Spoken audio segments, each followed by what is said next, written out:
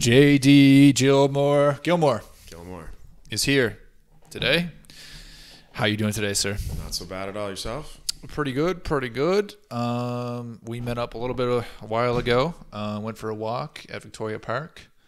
It was a beautiful walk. It was nice. It was hot. It was warm, very warm. It's a beautiful summer we're having. So you reached out to me. I just want to say thanks for reaching out. You wanted to come on the podcast. We went for a walk, had a little chat first. Yeah, man. You can give a little introduction, maybe kind of what you do now, and then I want to get into how it all started. Yeah. First and foremost, I'm a sports coach. I teach figure skating. Yeah. It kind of evolved a few years ago. And a little bit more recently found myself doing some personal coaching and some consulting. So working with lots of people, all walks of life, just helping them kind of figure out their path or help with some problem areas, and really enjoying it. That's awesome, man. Growing into that role, and I like where it's going. Yeah, that's awesome, man. And we'll get more into that because I think it's really interesting and really important. But first of all, figure skating, that was your thing, right? It was my thing it's still my thing. It's been my thing for 25 years now, which is kind of crazy when I think about it. But Yeah. So when did you start doing that? 4 years old. Yeah, Really? My parents wanted me to be a good skater before I went into hockey, a good Canadian boy. And Yeah. I just saw the older kids and I kind of wanted to stick with it. I played hockey for a year at the same time. I did both. And when it came down to choosing it, I loved skating. So did that. I was like a full-time athlete. Wow, since you're 4 years old. Well, I mean, don't start off at 40 hours a week when you're 4, but yeah, it worked right up to it. Yeah. 40 hours a week. No excuses. Yeah. 4 years old. It's not Russia. We're kidding. Yeah. Wait till they're 7. I was just thinking that. Yeah. That's awesome. So you go into figure skating. So what's that like at 4 years old? Like, what kind of programming do you do? What kind of stuff were you doing when you're 4? It was fun. Lots of kind of circuit-based stuff. A lot of movement. Not really focusing on like skill acquisition and development. It's more kind of like learning while you have fun and being active, which is a pretty good philosophy, I think, generally. For sure.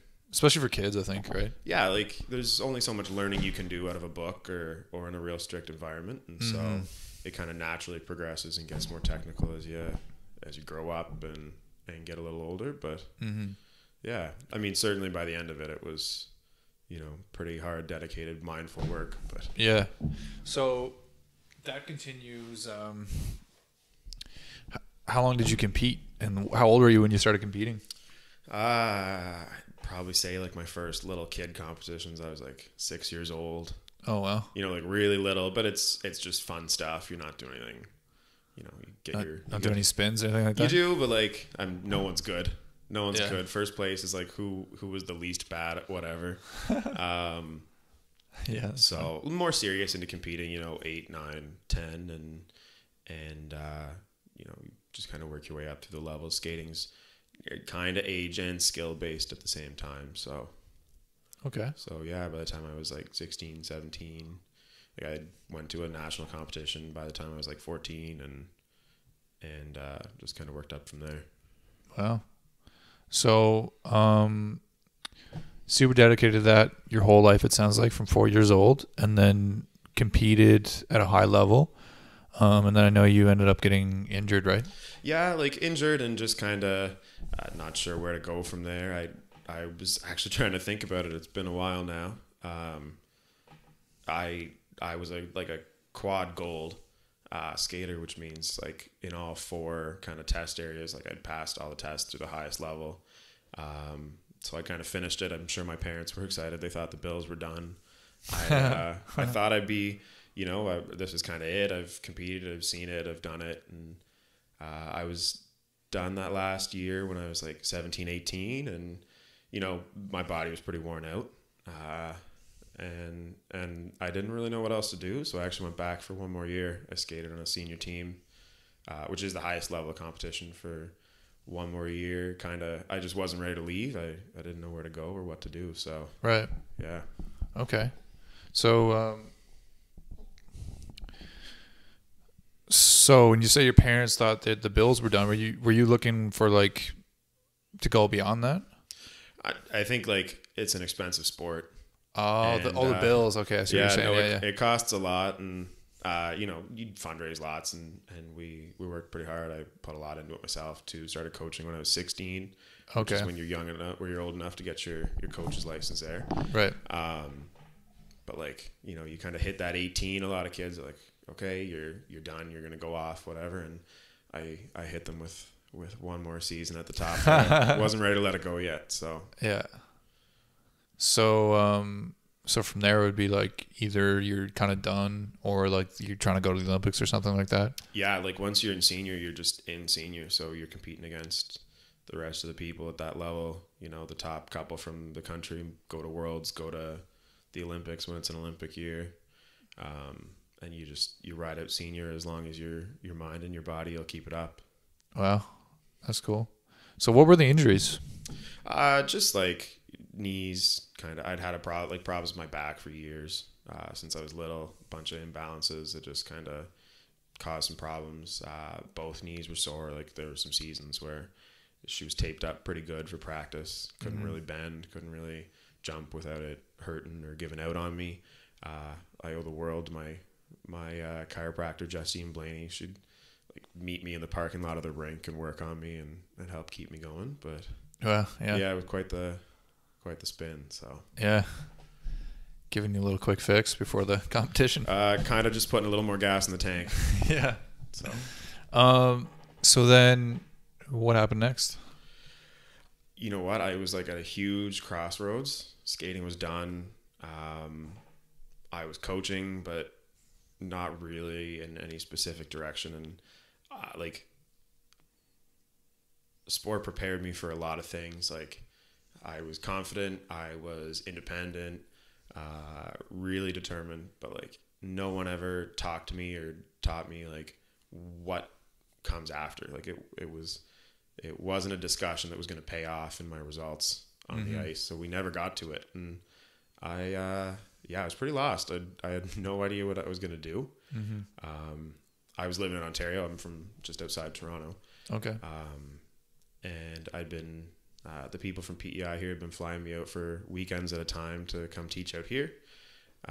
Just some family connections. They knew about me and asked me to come out and help. So they kind of made an offer, like, why don't you come out here full time? And, you know, I love the university. I'd taken a tour and I just said, all right, I don't know what I'm doing, but, you know, anywhere is as good as here. So, yeah, I took a trip, and that was 10 years ago I moved out here.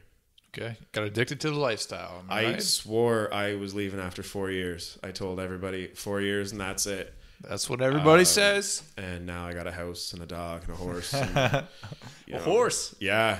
Cool. Yeah. So Is a horse at your house? no, he is not at my house. Okay. No, I think he likes a little bit more free space than that. So just over in Mount Herbert there. But Okay. yeah, I guess I'm kind of rooted down because he won't fit in my carry-on. Yeah. Too bad. You probably sure you could put him you know, the bottom of the plane suitcase. I could just ride him wherever I want to go. Yeah, just ride him. You know, Yeah, no, he's not in that good a shape. take him over the bridge, back to the mainland. Maybe. So you ride horses? Like you ride them? I do. I grew up in a racing family, big kind of racing family. Oh, so that's where the connection came here, is it? They race here? We are from here. My mom's in Arsenault, so yeah, I got like potato blood in me.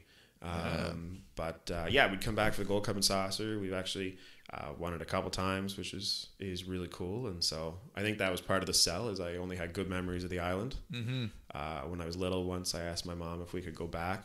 It was February, but I thought PEI was like a tropical place. It's always sunny there. I learned Beaches are always nice. first year university. I learned that February in PEI is not beach weather. No. Well, I was like snowed in residence and couldn't leave. So Yeah. Well, I mean, you know, there's that polar dip. Was that February or January? I do that. Actually, when I go back to Ontario, I do that every January 1st. Really? Not long. Like, she's quick.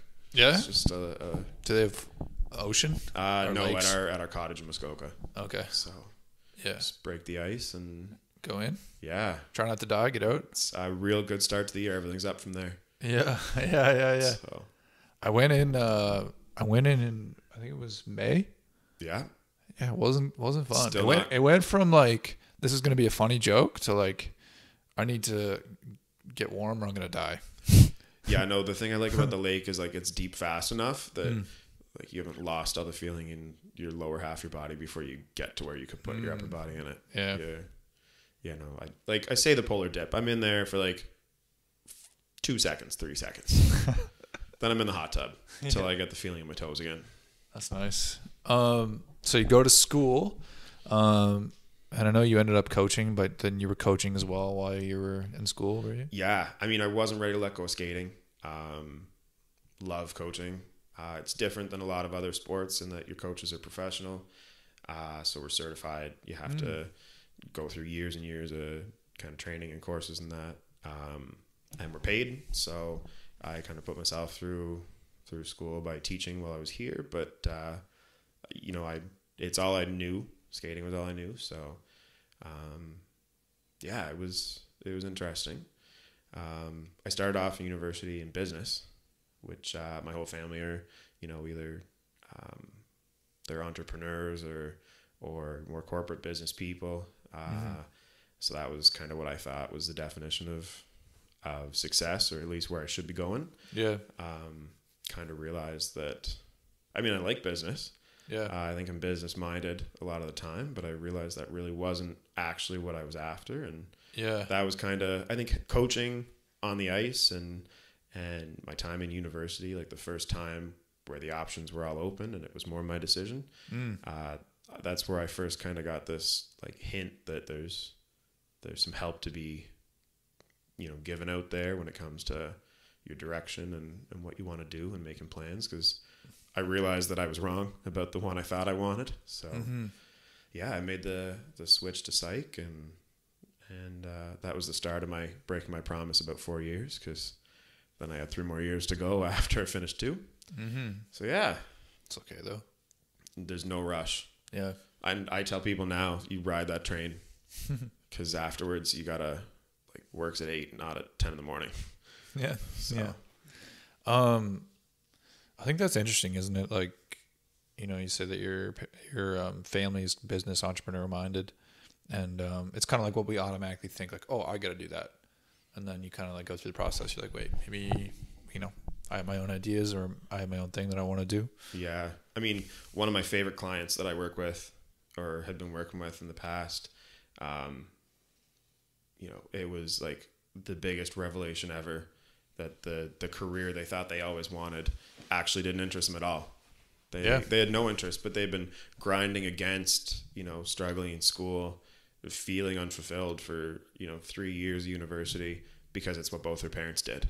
And they thought it was just what they, you know, they thought it was success, or how they would be seen as having reached it.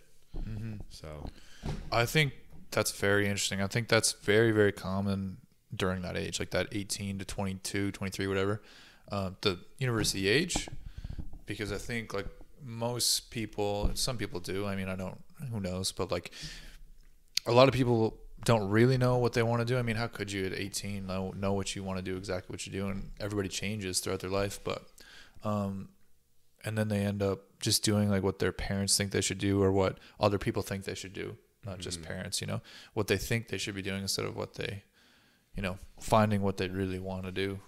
yeah, and I like work, or, you know, even other things, like just this notion that you're gonna like reach success and fulfillment, and, you know, this will make me happy is it's a wild concept. And like the fallout of getting there and finding out that it didn't bring you infinite joy is it's really dangerous for people, I think. Yeah. It's where some of the lowest points of their life are not when they fail, but it's when they succeed and find out that it didn't do it for them like they thought it would. Yeah. That's interesting. I've been thinking about that a lot lately, is just that, like that, how empty it is when you finally, you think, if I just get that, you know, you can put it like materialistic, for example, like if I just get that car, if I just get $1 million, you know, because it's things people think, you know, if I just do whatever, then I'll be happy. Things will be different when I just get that. But it's like the whole point of it is the process and getting there. And then once you're there, you're not going to want to stop and just be like, okay, now I'm fulfilled. It's like, it's an everyday, like life is, it's a forever thing. Yeah. Finding happiness and contentment. And I mean, you look at Jeff Bezos, right? He's still gunning. He's still working hard to make more money. You figure you're the richest man in the whole world and you're still not satisfied by that. Mm-hmm. It's a good indicator that it's not going to be the thing that's going to do it for you. So yeah. So you take psych and then you kind of you continue with the coaching, and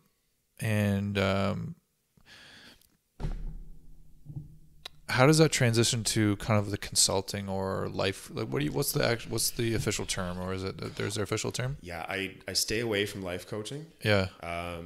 Because I think it probably is to some extent what I'm doing. Mm-hmm.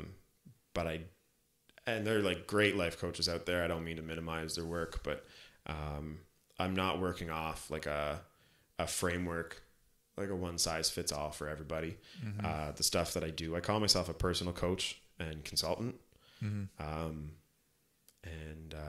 I like that, personal coach. Yeah, it's kind of just like really individualized, and kind of we do a needs analysis and figure out what it is that's going on. But mm-hmm. getting there was kind of a little bit of a trip. I think like my coaching philosophy on the ice forever has been, I want successful athletes, but like my first priority is building really strong, resilient, independent people. But yeah, sorry about that. You said you built independent people? Yeah, I mean, that's really what it comes down to. Like these kids I'm working with, I don't have any delusions that they're all headed for the Olympics. Mm-hmm. So, I look at the ones that I just that graduated this year. They're moving on. They're going off to school or whatever their next adventure is, and they're brave and they're confident, and they feel like they're ready to kind of tackle whatever the world throws at them. And so the transition into that personal coaching world from the figure skating world it really just felt like taking the skates off and doing the exact same thing. Right. Oh, that's awesome. So what kind of stuff are you doing with the kids that, like, how deep are you getting, like, psychology wise with the kids, and how much of that have you been doing for like a while? I'm sure like you probably had experience from your own coaches. Yeah, too. Tons. And we get a lot of sports psych training, and I owe it to some professors in the kinesiology department and in the psychology department who really kind of guided that. I teach the kids to really think about their thoughts, what they're, spending their mental energy on. But a lot of it is behavioral. I'm not sitting down having deep conversations about their psychological state or their feelings. We talk about their feelings a little bit. Definitely want to kind of respect them, and people should feel really open to talk about a feeling if they've got one. But it's the work I do on the ice is just like the work I do off the ice. Like it's not, I'm not here to treat a psychiatric illness. Mm-hmm. It's really just kind of behavioral stuff. It's patterns, it's routines. Right. I remember my best little skater I've probably ever had when she was 8 years old. My rule was she had to start carrying her own skating bag because her mom just, would pick it up because it was easier than making her do it. And I said, no, like, this is her practice. Like, she walks in, she carries her stuff. It's her responsibility. And, that as she got older, and they would actually, her and her mom would come live in Ontario with me in the summers to train. And, she packed her own lunch, and she made sure her stuff was in the car. And if we got to the rink and she had one skate, that wasn't on anybody else. So kind of learning that independence and resiliency all the way up in small ways. Mm-hmm. Accountability, it's a big thing. Huge. It's honestly, when people ask what kind of coaching I do in that personal coaching, I say it's accountability coaching. Mm-hmm. It's just holding people to a standard that they, can grow from. Mm-hmm. That's awesome, man. And No, and this is like really what I think is important, and cool, because you're not a psychologist. You don't diagnose someone with a mental illness, but you're all about putting them into action every day, um, to move them towards feeling better. Yeah. It's a little hokey, which is my word for whenever I say anything that has a rhyme or anything. But my business is called AIM, AIM. The A stands for activation. It's about, taking a step, getting going when people are kind of in that paralysis state. The I is integration, which is finding a plan that actually works in the life they're living. Yeah. We went for a walk in Victoria Park. I believe in having as few meetings as possible in comfy office spaces, because when you go back out to a big scary world, sometimes the plan you made just doesn't seem to fit anymore. The M is motivation. It's just finding the thing that really makes it worthwhile. But yeah, for me, it's a lot of like the actual doing of the thing. So without making it a sales pitch, like most of my referrals come from psychologists, who have people come in to their office and they want to make a change. They know something's got to change. They talk about it, they make a plan, and they come back next month and, they have the same conversation again because nothing's different. And or family doctors, same thing. They see somebody on a monthly basis about their pre-diabetes and, well, did you start walking? Did you make a meal plan? And the answer is, well, I meant to. Mm-hmm. And after 6 or 7 or 8 trips there, it's just a missing piece. Mm-hmm. I don't do I don't do the hard work. I just do the everyday work. So Yeah.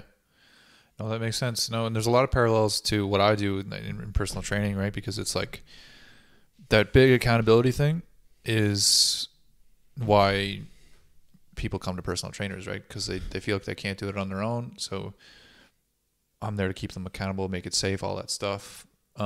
It's why I have a personal trainer. Like, Yeah. without sport, without a medal on the line, I just find excuses to not go to the gym. And so, I have a trainer, and I told him first day, like, he said, what do you want from this? And I said, make sure I come twice a week at least. And if I'm supposed to do 12 reps, don't let me stop at 10. Yeah. And I know that about myself. Like, big thing for me is it's not a judgment of somebody's value or their strength. Yeah. Or whether or not, they need a little bit of help and accountability. Like, if you could do it by yourself, you already would have. Yeah. So for me, like, that's just something I know. It keeps me on track. Not during COVID. I've only been doing, reps of walks to the fridge and back. But if I didn't have that, I would slide off. And so sometimes the plan it's not about like, being strong enough to do it on your own. It's just knowing yourself and saying, this is where I need to ask for help. Mm-hmm. Yeah.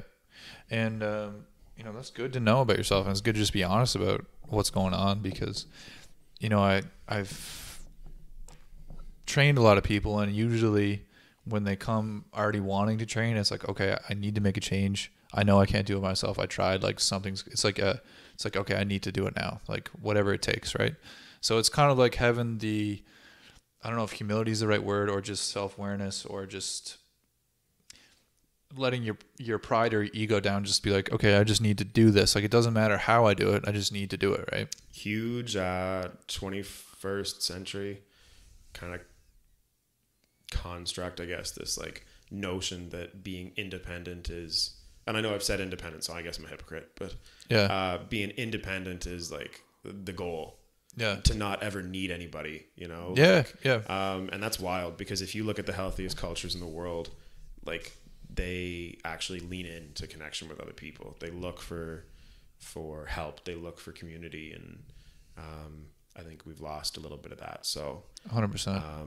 I don't think there's a problem at all with knowing. Maybe not. It's not about can I do this or can't I do this. It's just, can I do this alone, or do I need some help? Yeah.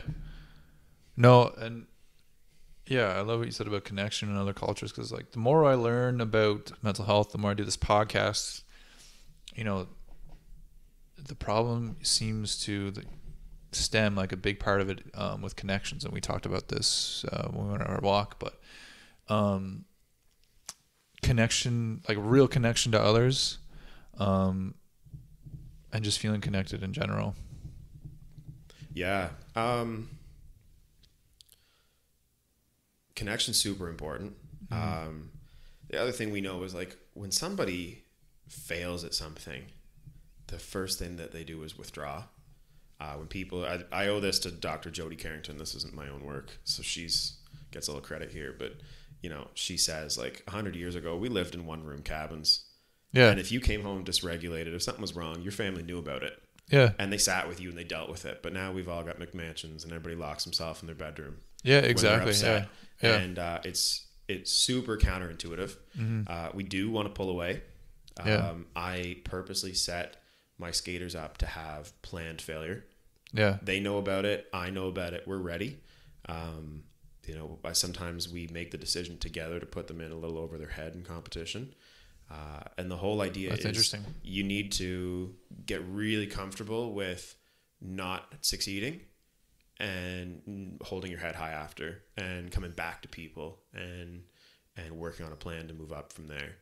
A lot of people, if they fail at something, they want to hide. And so a lot of the work I do is just being there along for that ride, and you know, even when they feel like they might have let me down by not sticking to a plan or something, being there, and people kind of learning from that, you know, your worth isn't based on whether or not you achieve everything you set out to do. That's so awesome, man. You know, you really got to learn how to lose. It's much more important than winning. That's when when you learn. You lose all the way up until you win. I love that saying, you win or you learn. Yeah. That's a great one. I love that one. But no, yeah, and that goes back to, like, the society, how we're all just programmed to, like, you got to win, you got to win. You know, everyone looks up to, like, celebrities and think, like, we're all, like, looking up towards this, like, God status of, like, millionaire celebrity or something, where we think, like, oh, I'm just going to win, everything's going to be good, there's going to be no problems. Once I reach that, I'm going to be happy. But big letdown. Big letdown, and then you have, like, a minor loss, and it's like, yeah. I mean, I've worked with athletes that have, you know, Olympic gold medalists, Olympic medalists, world champions, and you know, you ride that train for a little while after, but a lot of them, you know, they really struggle. Like, depression hits hard. They reach their goal. They reach their ultimate goal, and then everything feels downhill from there. So this it's actually a term we use with horses. This destination anxiety, the sense that you need to be panicked and push hard until you get somewhere, is really damaging, instead of just being okay with where you are in the moment and kind of understanding that. So yeah, man. And that's like it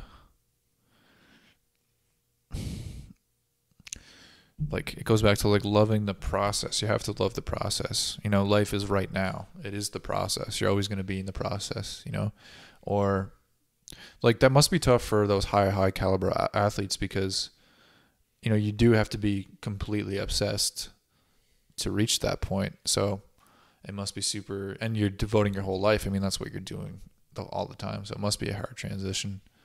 It's super painful. You see it all the time with, like, pro athletes too, like, you know, football players or whatever it is, you know, any sport, where they kind of fall off after, right? Because you have this thing, all the attention, it's like something you devote your life to, and then all of a sudden it's gone. We joke, maybe not we joke, but people joke, you know, like, oh, someone peaked in high school. Yeah. You're like, yeah, like, you were the, you know, captain of the football team, quarterback, prom king, and, like, and then you aren't going off to play pro ball somewhere. Like, that was your world. You were on the top of it, and everything else feels like a slide after. So we laugh and say, oh, someone peaked, but the truth is, like, that's tough. You know, to have the rug pulled out from under you, or it's I don't think we give people enough credit for how hard it is to come back down from the top. Yeah. So, where do you start? You got someone like that. Like, what's your What's your starting point? You know what? I had a coaching friend of mine who sent me a skater once for a whole summer to live with me and my parents at our house and train at the International Training Center in my hometown. And she basically said, like, I love this kid. I love her more than I love her more than life itself. She does not know how to love this sport. Like, her, she was having some injuries. Her little sister was a prodigy who actually went on to like compete at Junior Worlds. Wow. Yeah, amazing athletes, like both of them. But this, like, everything, like her perfectionism, and we worked on just enjoying a good practice, setting a reasonable expectation. Like, do you need to land everything today? Do you need to be perfect? Sometimes we would go out for a skate and literally just do stuff that we liked. It might not have been part of a progression towards like a new skill she needed. It was like, let's just do this because we like doing it. I try to do that with the kids that I coach at least a couple times a year. We have a session that, like, it's not very professional, but like we do penguin slides. So you skate as fast as you can, and then when you get to the center line, you sprawl out on your belly and see who can go the furthest. Like, that's awesome, man. You just do it for the love of it. Sometimes we make up routines, the programs we call them, that aren't competition based. It's just for fun. It's just do the stuff you like to do. Who you're supposed to have 6 jumps and 3 spins and whatever. I'm like, do what you feel like. You want to do 42 toe loops in a row, do 42 toe loops in a row. Like, yeah. The huge thing for people is just kind of making your peace with, the thing that you love, even after maybe the goal is done. Yeah. I still go out and skate. That's interesting. Sometimes when no one's around. Halloween last year, we had the ice and all the kids were trick-or-treating, and I went out and did like basic exercises, like school figures. Don't even exist anymore. No one was around. I put on my own music the kids would hate, and I spent an hour and a half just doing it for the fun of it. Yeah. So. No, that's awesome. No, that's very interesting. Yeah, just doing it because you enjoy it, and then I think it comes down to like having a life outside of it, or not being so focused on it that you can't see anything outside of it. Yeah. I take a bit of a sideways approach to that. Because I was a competitive skater and I knew I needed to be involved in skating. I work with a lot of athletes. I had some really good friends, played varsity hockey.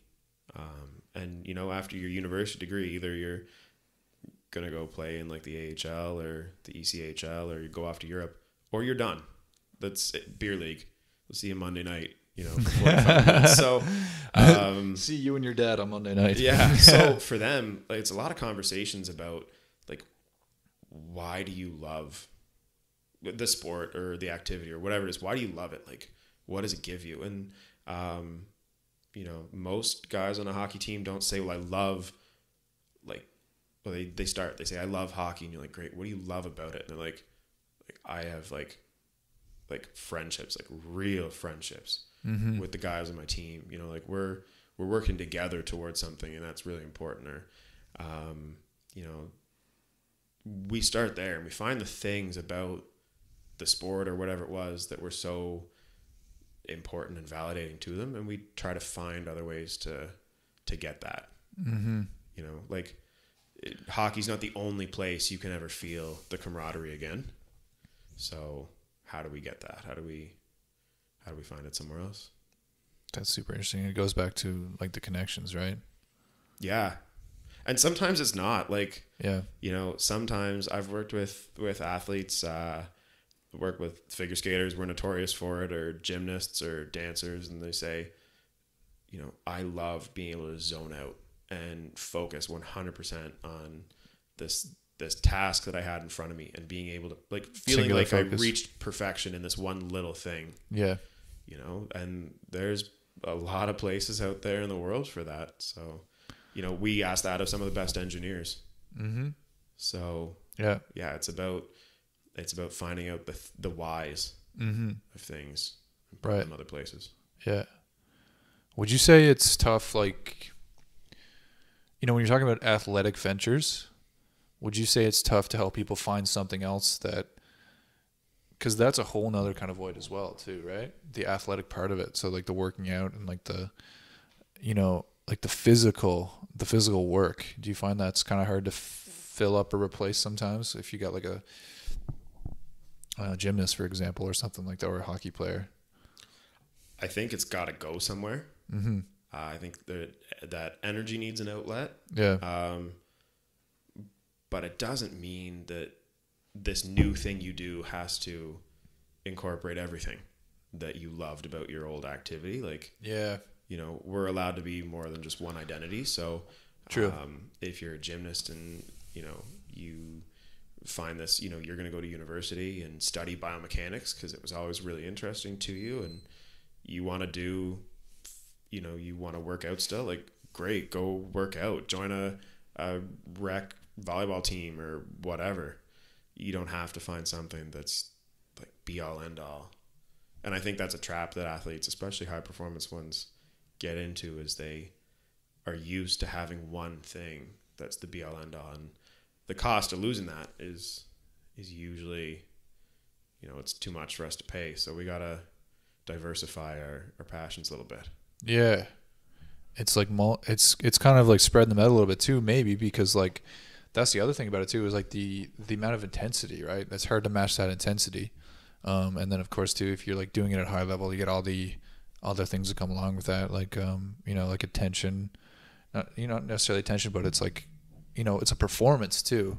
Yep. So there's a lot of different things that it would be hard to kind of fill that void, or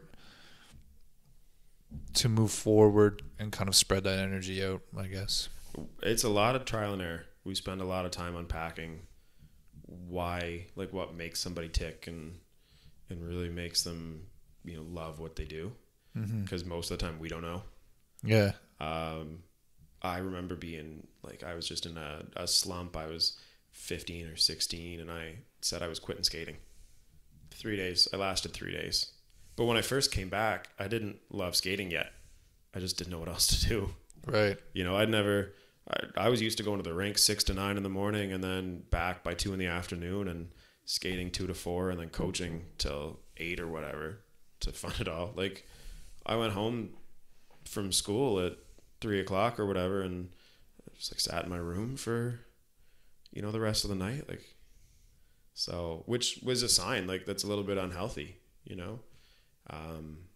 I've learned to kind of have a bunch of things on the go. I'm notoriously busy. Like, I got a full-time day job. I coach 30 hours a week during the peak season. I still work with all my clients through AIM, and then, try to make time to ride my horse and, do some work with other people, helping them with their horses. Like, I don't think it's about rest. I think it's about things that re-energize you when you're tired, and finding other passions. Mm-hmm. So I think that's very wise. And that's interesting what you said about, like, because I've seen that before and I might have even felt it at times. I have a lot of hobbies now, but like, just when you have that singular focus and then all of a sudden it's gone and it's like you're just sitting in your room, and it's like, that's sad that happens, because like there's so many things to get into and so many things to do. If we treated the sport that people are invested in 100% like a relationship, we'd call it codependency and we'd tell them it's unhealthy. Yeah. True. Right. But nobody has that conversation until after they can't have the sport and they're completely lost. It was the one thing that mattered to them, and now kind of, by logic, now they have nothing. Mm-hmm.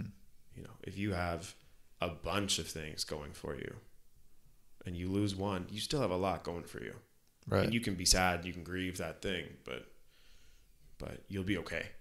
Yeah. So, yeah. And I think that as coaches, it is a little bit of our responsibility with athletes or with people to make sure that we start opening doors before that last one closes. I like to talk about that I call her my best little skater. She was the first one that was like all mine here in PEI and super wildly successful. She she actually quit competing. Wasn't fun for her. She used to get super anxious and she was one of the top skaters in the province by the time she was 10, 11 years old. Wow. So I think she was like the top skater living in PEI by the time she was 12 or 13. That's crazy. So, so much pressure on her, so much stress. It wasn't fun, and we stopped competing completely. She'd been earmarked for, the Canada Games team 5 years before it was supposed to happen. And we stepped away and we skated just because we liked it. And eventually she did some fun competitions and blew everybody out of the water. She did great. But that last year, she wanted to join the rugby team. The thought of a skater joining a rugby team and getting banged up and being unable to skate, panicked me at first. But yeah, man, go do it. Have fun. She wanted to take up powerlifting. She wanted to go to the semi-dance. Do it. Go. She really got a life in those last couple of years, more than just sport. And so I think it probably, I don't toot my own horn, but probably the most important part of her transition was that she had space to diversify before she had to leave. Yeah, and that shows maturity and how good a coach you are to let her do that, right? Because I think that it probably happens that doesn't. No, you got to focus. You know what I mean? Yeah, once we get our hooks into them, it's, it is our career, it's our livelihood. I mean, she's make myself sound good here, but she was my calling card as a coach. This is the best, best kid in the rink, and I'm her coach. How'd you get there? Yeah. Right. So giving her space to kind of back off from training and progress to do these other things. It's a little counterintuitive at first, but I mean, we're 10 years into this, right? She's as much my child as she is my student. So yeah, I thought it would be hard. If you asked me before any of that happened, I'd say no way. But it was an easy choice when I thought really about whole person, what it would do for her. Mm-hmm. Yeah, because you care about her, right? And you're thinking long game instead of short, her life. Yeah. Opposed to just these competitions, right? Yeah. And like I said, I don't have any Olympians. Yeah. Right. Yeah. Makes sense. I strongly encourage parents who think their 7-year-old's going to the NHL to take a family vacation. 2 weeks of power skating. And I teach power skating, so usually I'm promoting it pretty heavily, but take 2 weeks. They're not going to fall behind everyone else. There's so much more in the mental game from having rest and connection and fun and joy than you can get with another couple hours of ice time. It's interesting. I was actually thinking about this earlier that I wonder if that relates to performance. I know that's kind of what you just said, but I remember I'd seen an interview with Wayne Gretzky, and he was talking about how when he played in the 80s comparatively to now, and they talk about how fast the game is now, all that stuff, right? But he talks about how it is faster, but the one thing that they had that they don't have today was that he thinks that oftentimes they would just go out and try to have fun with it, and you could see it in kind of his style. If you watch Gretzky go around, he kind of does a lot of figure eights and stuff like that, and he's we used to just go have fun with it, and we could be really creative and do different kind of plays that just aren't done today, right? It's more kind of robotic today, and it just makes me think it's kind of interesting just from a performance standpoint, mental health as well, but maybe being robotic all the time isn't the best thing for performance, especially in a sport like mine. And I say that at the same time, we got 11-year-olds from Russia winning the, setting world record scores. Yeah. Because they have robotic technique. They're turning out quads at 10, 11 years old, which is just ridiculous. Right. But they break down. Yeah. And so that's actually, Caitlin Osmond is our skater from Canada that won the world championships. Yeah. In 2019 there. I think it was 2019. I'm pretty sure. Maybe it was 2018. Yeah, it was 2018. I'm silly. she was older than all these girls that were, supposedly so much better, but she loved it, and she was in for some long game, and there was a ton of passion. There was a ton of herself in it. You can make a body do just about anything, but not forever. And, and when your injuries start, or when your burnout starts more than anything else, if you don't love what you're doing, like, that's the gas in the tank that's going to keep you going. And we saw that with Caitlin Osmond. Like, she had some fire left after that Olympic season, and the robot army, they were done. They were, either broken in the body or they were broken in the head by then. Mm-hmm. So. No, that makes a lot of sense. And that goes back to like what you're saying, right? Like, even in the, just preparing them to leave after, if you're robotic, you never do a lot of fun stuff like the wet or the penguin slides. The old penguin slides, they're a big hit. Yeah, but it's not fun anymore, right? It's like there's just a singular focus. Goes back to that as well. To win, and then you don't get it, or you get it, and then it's over. Yeah, and so, I mean, we're talking to a kind of a specific group of people here, ex-figure skaters if you're out there, but on a large scale with people, like you said earlier, you have to, hokey again, but like, you got to enjoy the ride, chasing that goal. And I'm super like results oriented. I know that about myself. But you're not going to find happiness under like the rock of success. If you're not happy with what you're doing, if you're not happy with your day, all the way through that year towards the big goal, you're not going to all of a sudden become fulfilled at the end of it. It's like, if you're not happy before success, you won't be happy after. Yeah. You'll be on a jet ski. People will think you're happy, but you probably not. Yeah. No, that's so wise, man. So, I think that's super important. Like, I think that's kind of it's a piece that's missing, right? And this is something that I've said. It's like, people need help just as much as they do a personal trainer physically. And it goes back to that mentality of like, the individualism, or like, I need to do this by myself, or the disconnection, right? From, what other time in human history did we ever be so disconnected where we just lock ourselves away and, it's very individualized. This is wild, having like a one-on-one conversation. Yeah. This long, like, yeah, that's a novelty in the world that we have. Like, and it makes you wonder why this became so popular, right? Yeah. Podcasts are huge now, and it's because it's probably something that we're missing. It's wild. There's two kinds of people. Just when we were talking about, finding happiness or goals or whatever. I always say, like, people come to my office with one of two situations. Either they don't know what they want, or they do know what they want, they don't know how to get there. And like, I have no magic wand, no secrets, not even particularly insightful, but it's just about making a plan, asking questions.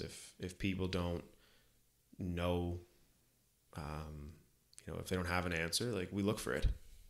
If they know what they want and then they don't know the steps, like, we just work backwards and we try it and we see if it works, and if it doesn't work, we regroup. But you need a little help sometimes, because I'm not sure which one's scarier, not knowing what you want, or knowing what you want and feeling like you can't get to it. Yeah, I'd say they're both equally as daunting and confusing, and probably causing depression. Yeah. And so if you think of the hardest thing you've ever done in your entire life, and ask, like, would you want to do that by yourself? Yeah, or would you want somebody with you for it? Like, It seems like a no-brainer. Mm-hmm. Yeah, that's yeah, man. And I think, like, how can people reach out to you if they need this or they want this service? Yeah, with sales pitch time, you definitely reach out. I have a website. AIM Consulting Inc.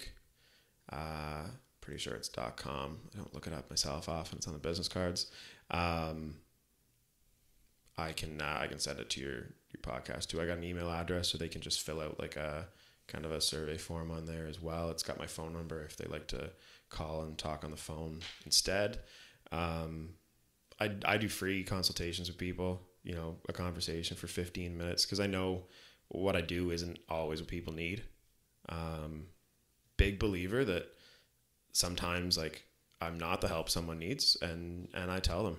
I got a whole kind of group of professional contacts, psychologists, physiotherapists, occupational therapists, counselors, and you know, if I'm not the help someone needs, definitely happy to point them in that direction too. Or sometimes it's a little bit of a teamwork approach, like I said.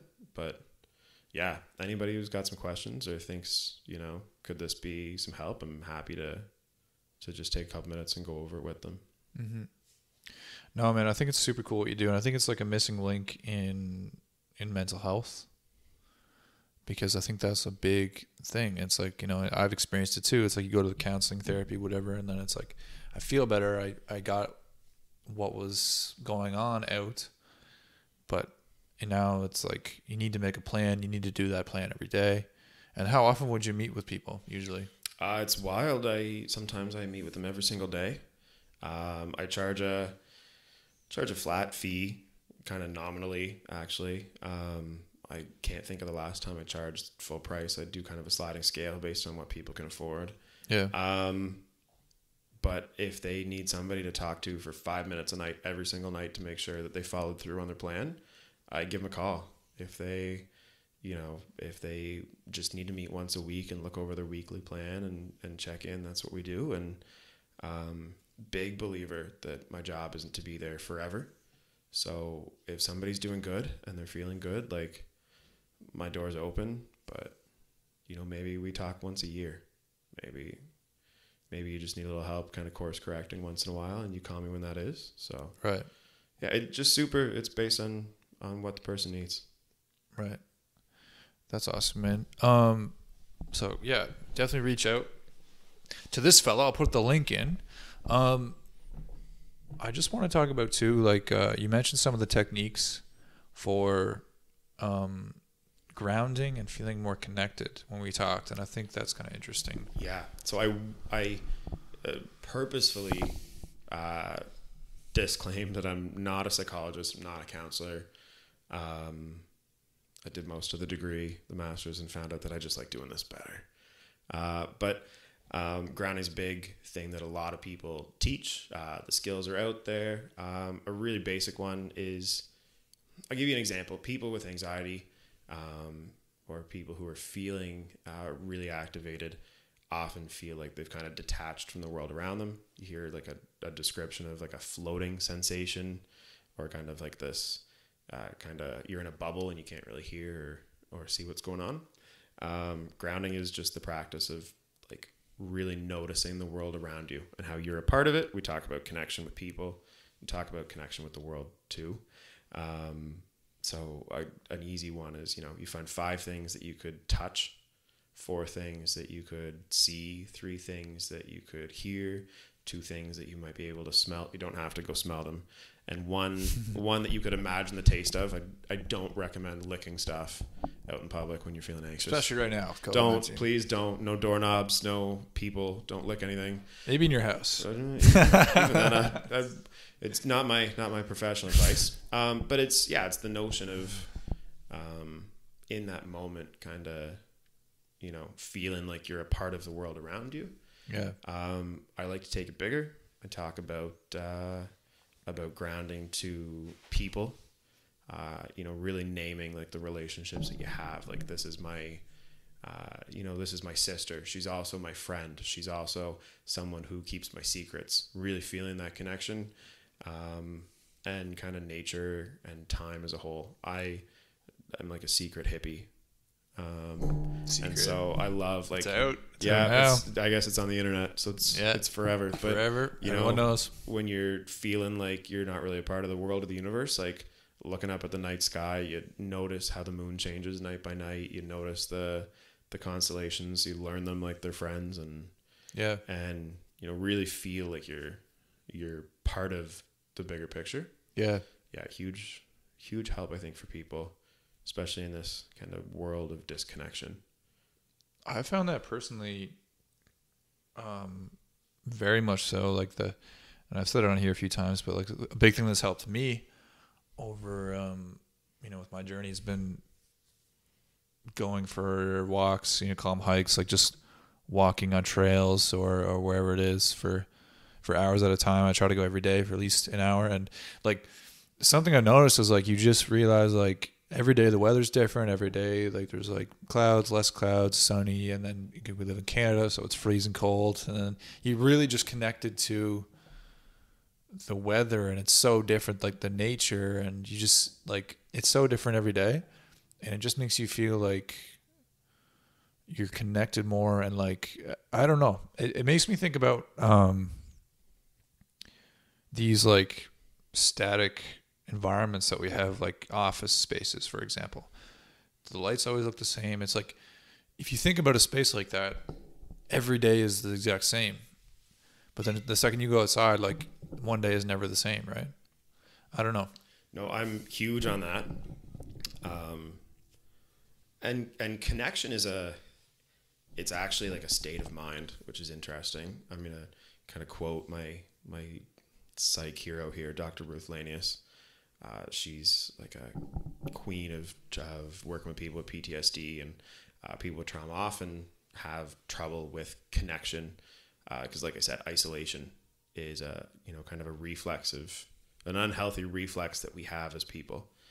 Yes. We withdraw, and for people who are so challenged with connection, she actually starts off with an indigenous practice that she picked up, and so give credit to indigenous communities for sharing this with us. But she has them close their eyes and just imagine an animal, whatever animal kind of comes to them is the right one, and just doing nothing, just like learning to look that animal in the eye. Eye contact is super hard for people.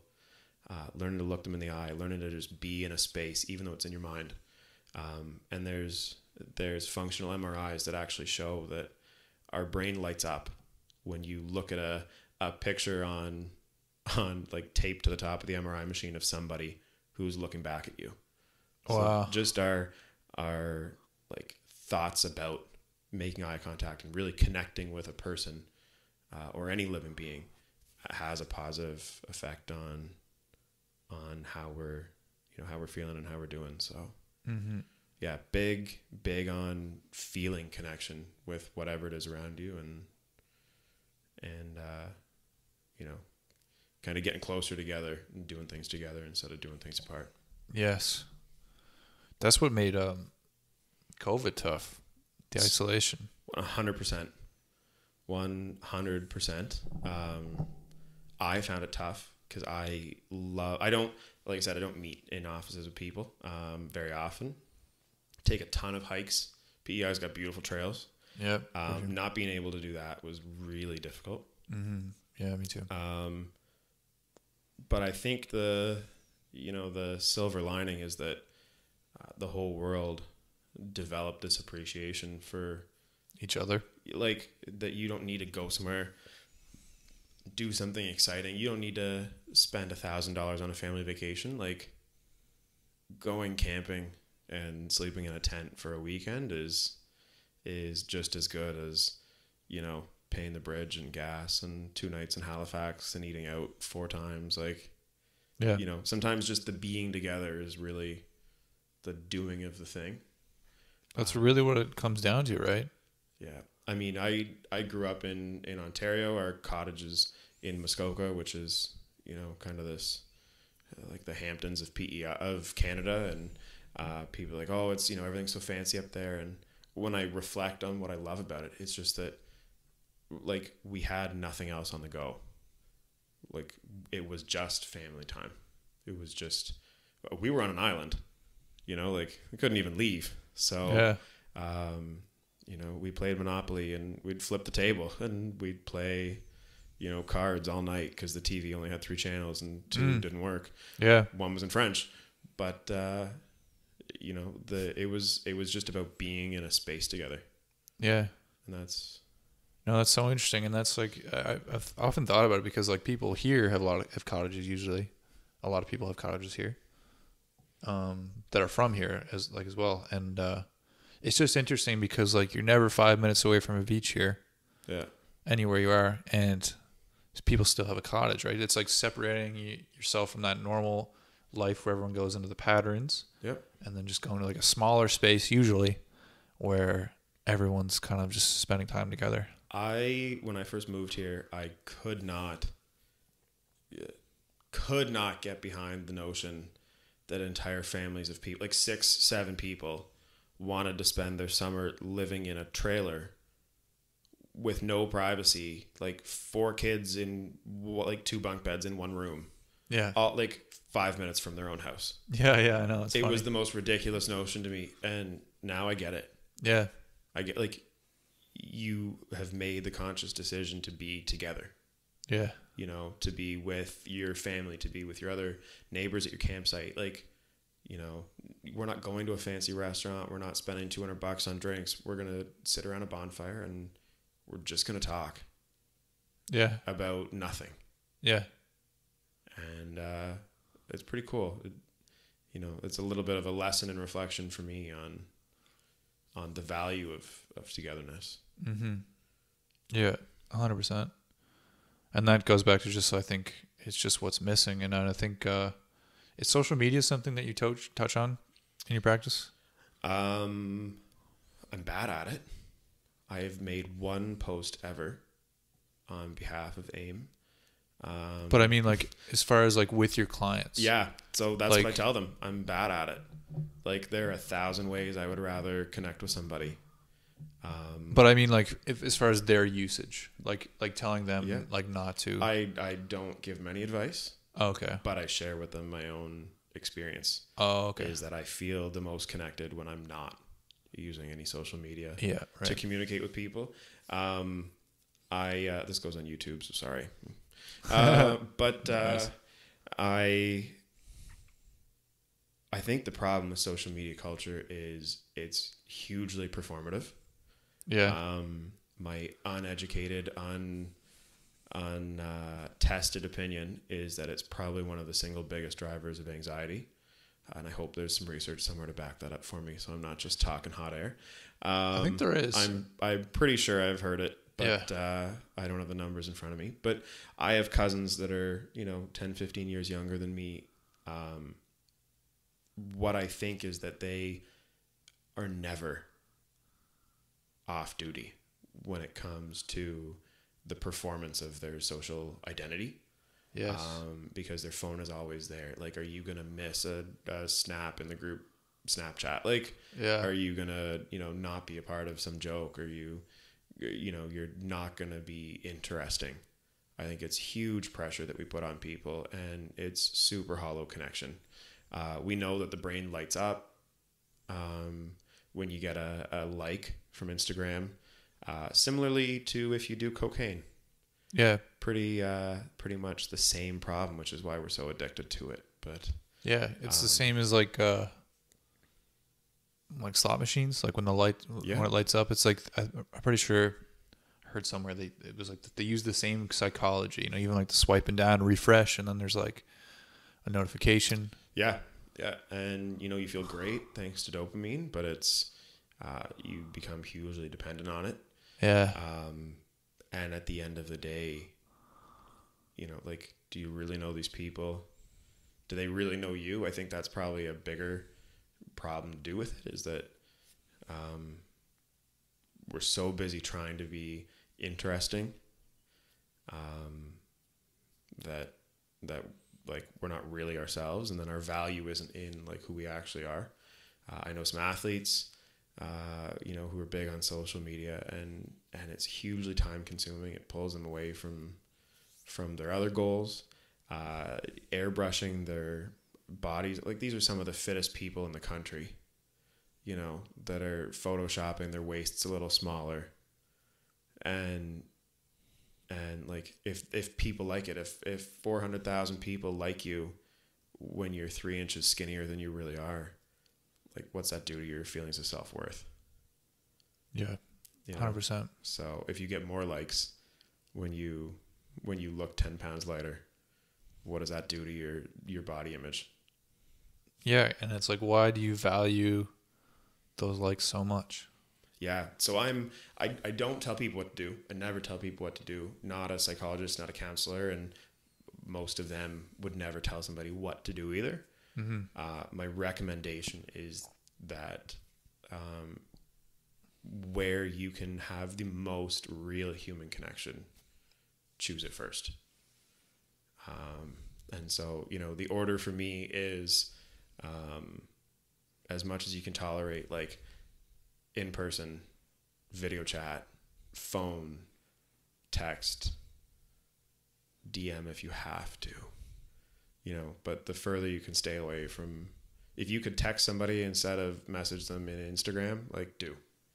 If you could FaceTime them instead of call them, do. And if you have the evening free and you guys are going to sit on your own couches and talk on the phone, go for a walk together.